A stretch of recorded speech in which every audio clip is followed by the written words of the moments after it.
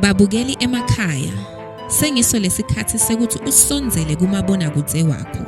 Uvule inhlitiyo, umprofeti waNkulunkulu asatawukhuleka aphindze akukhulekele. Grace at Work. Good morning, Mbukele Khaya, and win today. Grace is at work. It's green everywhere. Ngiyabonga Mbukele ukhanza uvukile nangalesikhathi lesi. Mhlambe uvuke ngathi uyathi ukuthi siyakuthandazela, siyambonga uNkulunkulu ngako kusilandzelela ngalomthandazo. Ngento yathi uvuke ngathi sicale isihloko lesikhulu itolo le dealing with this kind. Siyakumukela nawe. Ngento yathi ngukhanza tindwa tihambe kahle, awukalali ubhutse kabi. Butsa ulala nabotikoloshi. Butsa uyadla. Butsa abantu bayakuxosha. Nome nicabene nemyeni wakho. Isikhathi lesikahle lesi. uNkulunkulu ngithumele kuwe to be your prayer partner. Njengoba ngishito ukuthi ngidawuba nani bukhoma la ku channel eMaswati. Ngithandaza nawe ngifundzisa ngetimvo leti sibambile. Sikhuluma about this kind. This kind lesikhuluma ngayo, it's a spiritual husband, spiritual wife. Ngabe uhlushwa kulala nebantu ebusuku longabantu ubhutsa ulala nabo. Ngabe ubhutsa ulala nemadodza noma bafati, ubhutsa uyadla noma kunetimvo etenteka empilweni yakho. Isikhathi lesikahle lesi. Ngicela sibiyeleni evini lethu la itolo lesitaba esikhuluma ngayo. Encwadzini ya Mark chapter 9 verse lika 29. Lithi, he replied and said, this kind come out only by prayer. King James, it is said unto them, this kind can only come forth but by nothing, by prayer and fasting. Itolo Mbukele sindlalile indzaba besa introducer namhla sitaba when the expository because tingoni lesitawu qala sititsinze. Nangu umbuto lesimele sikhona kuphendula. Tiqhamukaphi lama spiritual husband lento lelala nawe ebusuku? Iqhamukaphi lento lelala lekupha kudla? Sitawubuka netingoni takho but namhla sifuna kulandza leminyombo yakho kuthi usukaphi, usukela kuphi. Cause nje uyadalwa uthi khanza sowulala nento labanye baphethwe tinye sidabe sikubuka lento leyo, labanye bane ma breast cancer solo into yale spiritual husband. Namuhla asesikubuke lokuthi kusukaphi. Cause itolo khumbula ukuthi ngikhuluma ngokuthi ema spiritual husband ahlukene kathathu. Number 1, sita ngebloodline. Number 2, sita through kulala. Now hamba ulala you pick a lot of spirit. Kunebantu namhla labahlushwa ngiletinfo leti labangasakhona ukuyekela kulala ngekuthi balala nemuntu lona lento le. Yesithathu, spiritual husband siyakhiwa. Sakhiwa kanjani ke? Let's say ningusisi nibangabhudi nibabili. Lona lomunye angaya enyangeni ayokwakhela spiritual husband. Ngenda ukuthi le ndodza igcina ithethe wena noma akuxoshe kule ndodza. Bantu labalunywa buso khanza banemajiji la ngapheli la lumako noma banetilonze esifubeni bopha bangapheli. Labantu labo bakhelwe spiritual husband.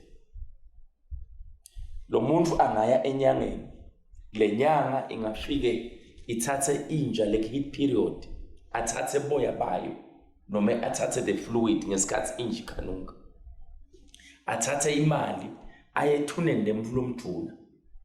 Afike athenge lesipoko abese usishadisa nawe. So all of a sudden so qala kubhudzulala nebantu. All of a sudden isinye sakho siyahlaba. sikhipha ingadi basuke bawakhele spiritual husband ngendlela ukuthi bachitha envodzeni nome sakhiwe ngumuntu ukuthi le mvodza lekuthethe igcine ikushiyile ngekuthi sohlale wopha onke malanga akabonge Jesu namhlanje mfule itanqamuka but nyalo sisafuna kulanza ukuthi kuqhamukaphi le spiritual husband sidabe sikhuluma kula amanye malanga lokusho ukuthi ungaphuthelwa onke malanga kusukela ngalesibili kuze kube ngumgcibelo ngifundzisa ngako ukuthi lemvo ukuqedza kanjani. Number 1, asesiye encwadini ya Genesis chapter 6. Encwadini ya Genesis chapter 6 verse 1 to 6.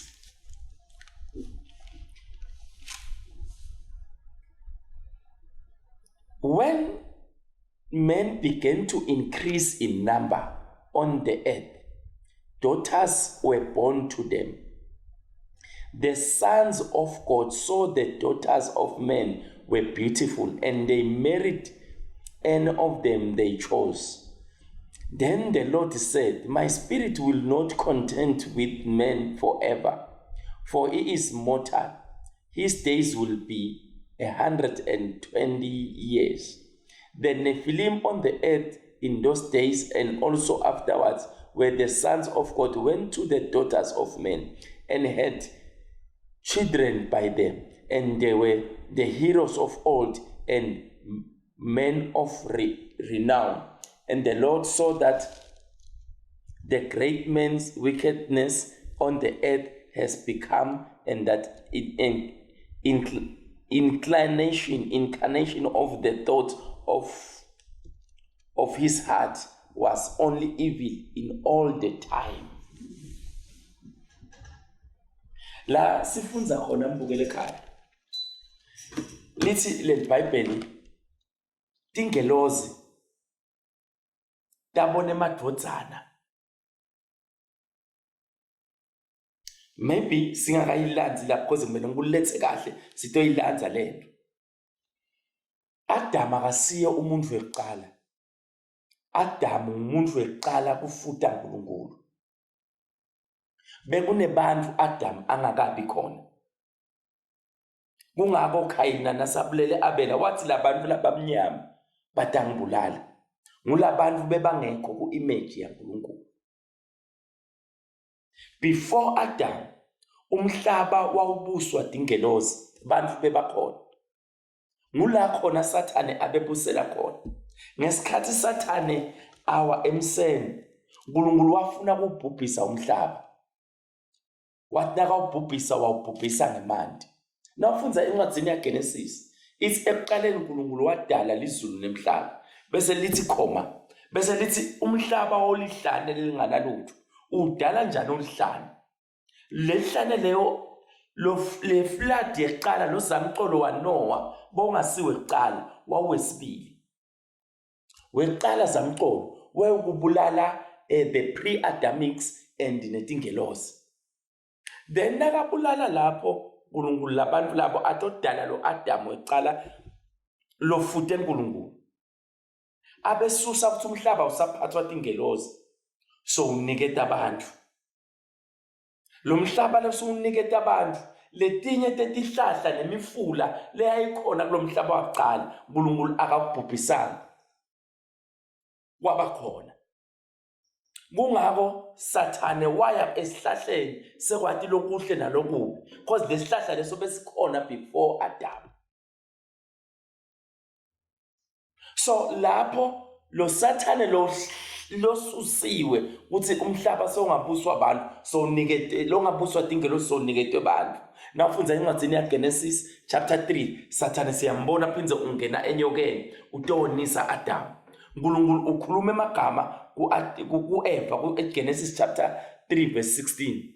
Uthi ngidawufaka butha emkhathini wemfati nenyoka. Inzalo yemfati iyawufihlida likhanda lenyoka. Nasekudaleka lapho kunetingelozi ke letikhona letibekwe uNkulunkulu. Leto ke tingelozi nawufunza la chapter 6 tase tihawukela abantu talala nabo ngesikhathi saNoah.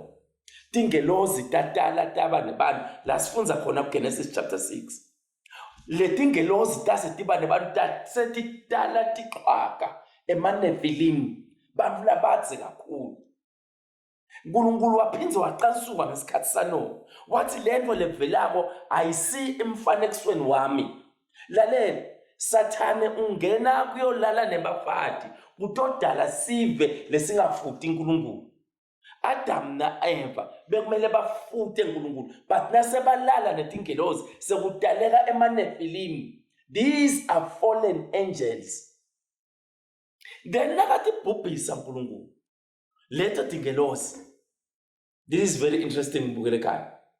Leso tingelozi tase tidala tiqhwaka la kuqhamuka khona Goliath. uNkulunkulu naka anointa David obulala Goliath maka iBhayibheli encwadzini ya 1 Samuel chapter 17 from 54.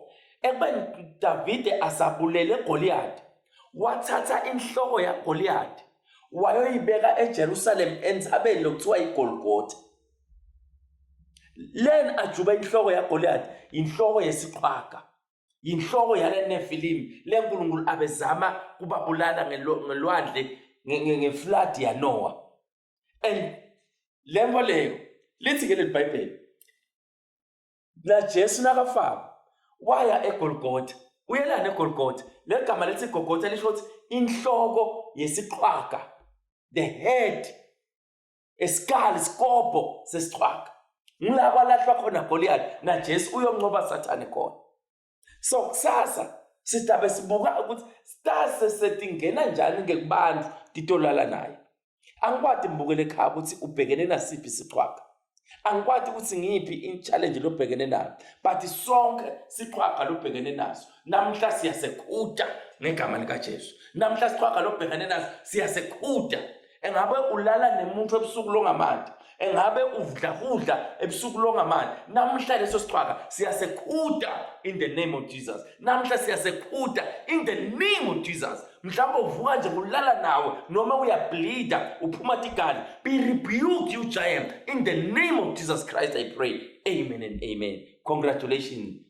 Siyabonga ukuthi uhlanganyele kunye nathi. Siyati ukuthi impilo yakho soyithinzile uNkulunkulu.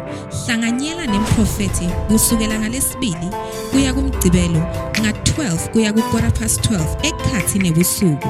Grace at work. Fellowship with us every Sunday at Grace Center, Spofanini Gamkoki at 10 a.m. Tuesdays, we have a healing, prophecy and deliverance service which starts at 12 p.m. to 2 p.m. On Wednesdays, we are at Spofanini Gamkoki from 11 a.m. On Thursdays, we are at Grace Center, Nhlangano, opposite Build It, next to Puma Filling Station. Starts at 6 p.m. Grace at work.